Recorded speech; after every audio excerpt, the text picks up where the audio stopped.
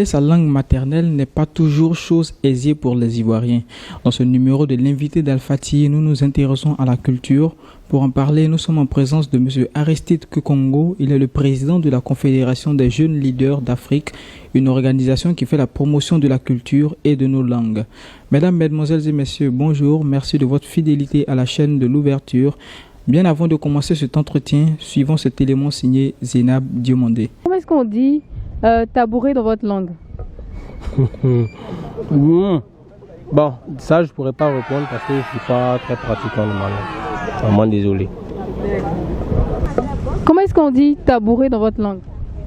Dans ma langue, tabouret, on dit bia. Je suis Agni, ouais, bia. Et si je te dis de me dire, va prendre le tabouret dans la cuisine? On dit kofa bia gadi nundo.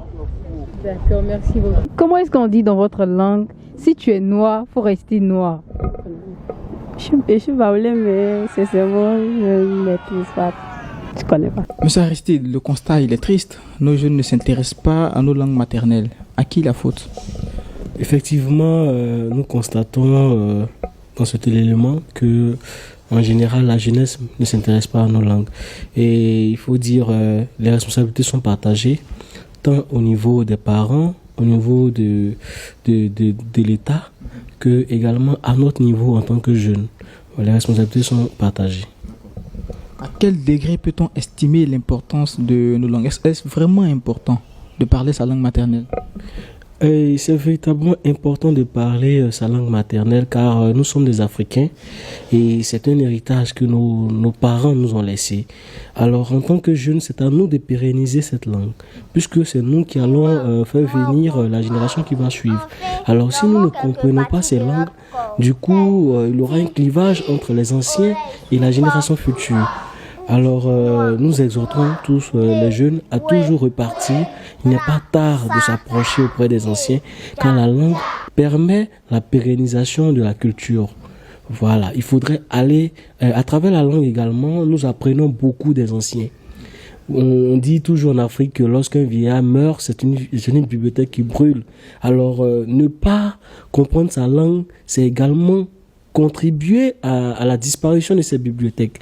Alors que lorsque nous comprenons nos langues, nous allons vers ces vieillards qui nous laissent un héritage, qui nous racontent le passé, et nous aussi qui avons été témoins de cela, nous pouvons léguer cet héritage aux générations futures.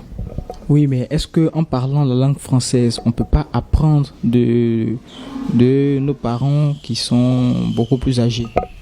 Il faut dire que nos parents beaucoup plus âgés ne s'expriment pas véritablement en français.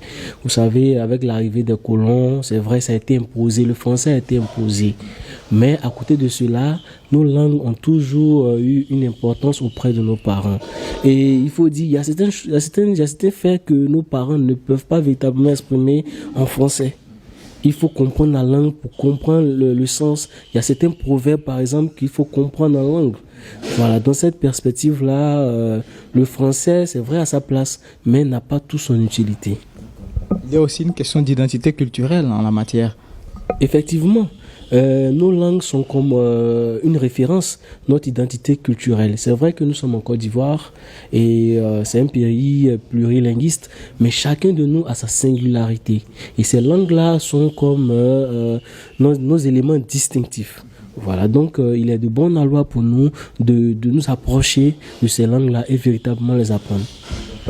Selon vous, qu'est-ce qui pourrait expliquer ce désintérêt de la jeunesse pour nos langues? Il faut dire, en Afrique, nous avons tellement pris à bras le corps le développement, alors que la réussite d'un homme africain, normalement, devait être une réussite culturelle et une réussite dans la vie active. Parce qu'un homme complet, un homme africain complet, c'est un homme qui connaît sa culture, qui sait parler sa langue. Parce qu'avec la culture, on apprend énormément de choses. On apprend comment se tenir en société, comment régler de façon pacifique les conflits à travers les parentés, les alliances interethniques que nos parents ont mis sur place. C'est un moteur pour éviter les problèmes au sein de la société. Alors, lorsque nous nous approchons de notre culture, lorsque nous nous approchons de ces langues-là, nous devenons des personnes qui sont complètes. Et cette jeunesse a beaucoup à apprendre auprès des doyens. Et cela passe par nos langues. Vous êtes le président de la Confédération des jeunes leaders d'Afrique, une organisation qui milite pour la culture et nos langues. Est-ce que vous avez des pistes de solutions à proposer? Oui, nous avons des solutions que nous sommes en train de discuter avec les autorités concernant ce fait-là. Déjà, nous allons instaurer un programme d'apprentissage de nos langues et nous sommes pour parler avec les rois et chefs de Côte d'Ivoire de sorte à ce que nous puissions avoir des personnes qui pourront venir enseigner des personnes à domicile comme dans un cabinet, de sorte à ce que, en tant que parents ou même enfants, des personnes qui n'ont pas le temps puissent quand même les week-ends puissent véritablement apprendre ces langues-là. Car ces langues-là, je le rappelle, sont notre identité culturelle.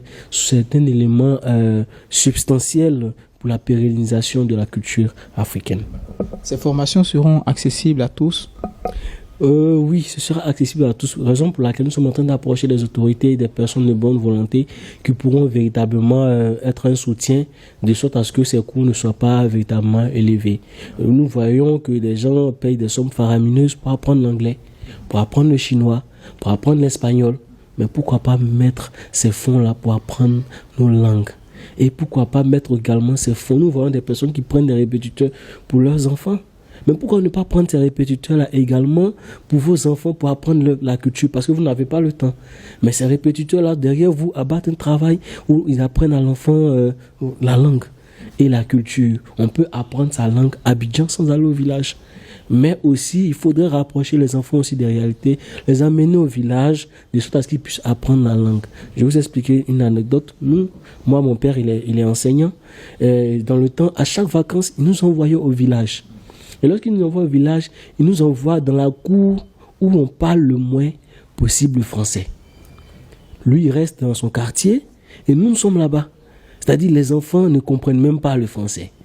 Et ces enfants-là, on nous oblige à faire tout avec eux. On se lave avec eux, on mange avec eux. Moi, la première phrase que j'ai appris, c'est « viens manger ». Parce que la première fois qu'ils ont déposé le plat, il m'a dit « viens manger un Yakuba ». Et je ne comprenais pas, j'étais assis, ils ont commencé à manger. Après, je suis allé me plaindre, on dit, ça veut dire viens manger. Et au fur et à mesure, tout ce qu'ils disaient, j'ai commencé à apprendre. Alors, ce sont ces stratégies-là qu'on demande aux parents de mettre sur place, de sorte à ce que les enfants puissent véritablement comprendre leur langue. Monsieur Aristide Kokongo, nous sommes au terme de cet entretien. Votre mot de fin? Alors, nous disons d'abord aux autorités de véritablement se pencher sur la question des langues. Voilà, trouver beaucoup plus de lucarne, de sorte à ce que vraiment nous fassions la promotion des langues. Et nous disons également merci à ceux qui ont déjà pris cette initiative en créant des festivals dans la plupart des régions pour faire cette promotion-là. Nous exhortons également les jeunes à s'approprier cette langue-là, car c'est cette langue qui nous permettra, je le dirais comme un peu plus haut, de pérenniser notre culture, de pérenniser la civilisation africaine. Merci M. Aristide Kokongo d'avoir répondu à nos questions. Je rappelle que vous êtes le président de la Confédération des jeunes leaders d'Afrique, une organisation qui milite pour la promotion de nos cultures et de nos langues. Vous l'aurez compris, c'est ici que ce numéro prend fin. Merci à vous, chers téléspectateurs, de votre fidélité. Vous êtes chaque jour plus nombreux à nous suivre. Merci de votre confiance. On se retrouve très vite pour un autre numéro de l'invité d'Al Fati.